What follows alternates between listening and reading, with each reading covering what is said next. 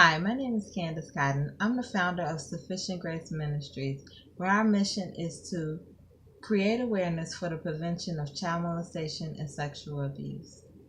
Today, I wanted to talk about what to look for just in case you suspect a child in your life has been abused. I just wanted to say that what you would see as a warning sign will vary from child to child, and it will also vary from age to age. So sometimes you might not even see any warning signs at all that a child has been sexually abused.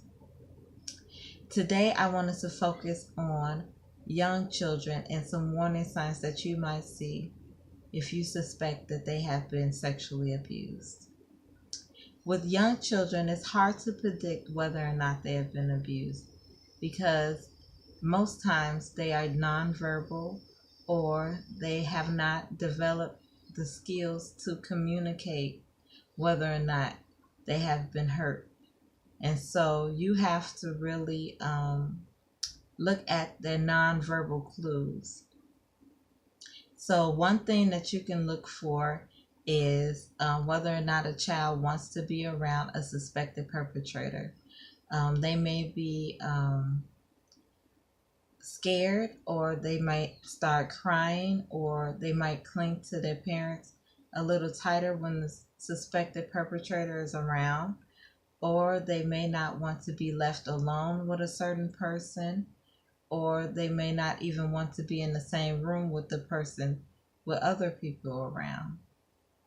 But I also want to stress that sometimes the child just may not like the person. So you want to be aware that these could be potential warning signs that a child has been abused.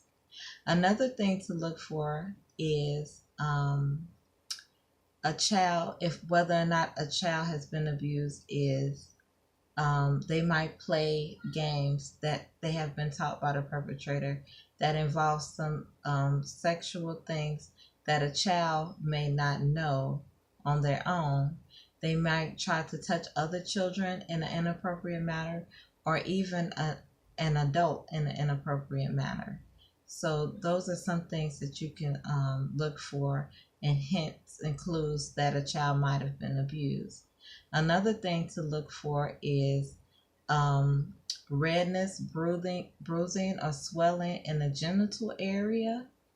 They might have some scars or bleeding that might indicate that they have been hurt in a certain way, and it might indicate that they have been abused.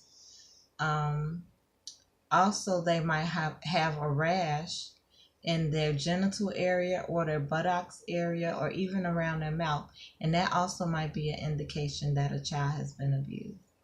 So, like I said before, there may not be any physical warning signs that a child has been abused, but you might have some kind of inkling or some kind of feeling that something isn't right. For example, you might walk into a room with a suspected perpetrator and a child, and all of a sudden you see the perpetrator pulling up their clothes or fixing the child's clothes, and it might just look like something is going on. And you might just suspect that it could be abuse. And that's why I say that if you suspect any type of abuse, you should contact your local law enforcement or your national or state child abuse hotline. I also wanted to say that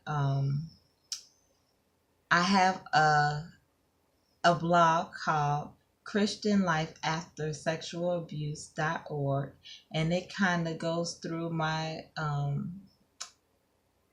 process of getting over being sexually abused as a child.